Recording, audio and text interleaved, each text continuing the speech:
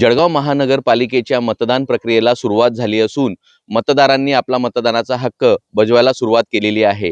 महापालिकेच्या निवडणुकीमध्ये एकूण 75 जागांपैकी 12 जागा ह्या बिनविरोध निवडून आल्या होत्या आणि 63 जागांसाठीची ही मतदान प्रक्रिया आता पार पडत आहेत। आपण पाहू शकतो जळगावमधील काही जे केंद्र आहेत, जवळपास 516 केंद्र आहेत। यामधील 12 केंद्र जे आहेत ते आदर्श केंद्र म्हणून ओळखली जात आहेत आणि महापालिकेच्या वतीने या ठिकाणी आदर्श केंद्रांना एक वेगळ्या पद्धतीने सजावट करण्यात आलेली आहे। आपण आहोत रोजलँड या स्कूलमध्ये। या ठिकाणी जर बघितलं तर केडी मतदान केंद्र असा या ठिकाणी आकर्षक सजावट या ठिकाणी करण्यात आलेली आहे आणि केडीचे काय महत्त्व आहे या संदर्भातले फलक देखील या ठिकाणी लावण्यात आलेले आहे। मतदान राजा या ठिकाणी आपला मतदानाचा हक्क बजवायला सुरुवात झाली असून मतदान केंद्रावरती एकूण नियुक्त कर्मचारी जे आहेत 3055 मतदान कर्मचारी या ठिकाणी नियुक्त करण्यात आलेले आहेत आणि जळगाव शहरामध्ये एकूण 516 या ठिकाणी मतदान केंद्र आहेत आणि पोलीस कर्मचारी देखील जवळपास जर विचार केला तर 3000हून अधिक पोलीस कर्मचारी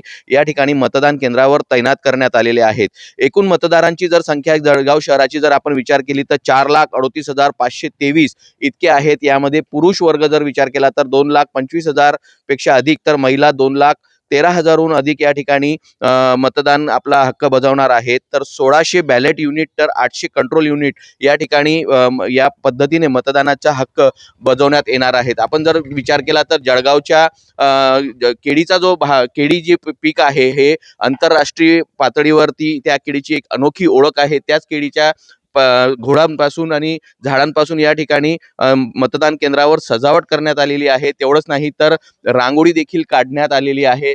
जर मतदानाचा जर विचार केला तर मतदानाला सुरुवात जरी झालेली असली तरी महापालिकेवरती या अगोदर भाजपाच्या अगोदर शिवसेनेची सत्ता होती। शिवसेनेचा महापौर या ठिकाणी विराजमान होता। मात्र आता कुठेतरी महायुती विरुद्ध महाविकास आघाडी अशी यांच्यात लढत पाहायला मिळत आहेत आणि सर्वात महत्त्वाचं म्हटलं म्हणजे युतीने दावा केलेला आहे की आमचीच सत्ता या ठिकाणी जळगाव महानगरपालिकेवर बसणार असल्याचा दावा देखील महाविकास महायुतीने या ठिकाणी केलेला आहे।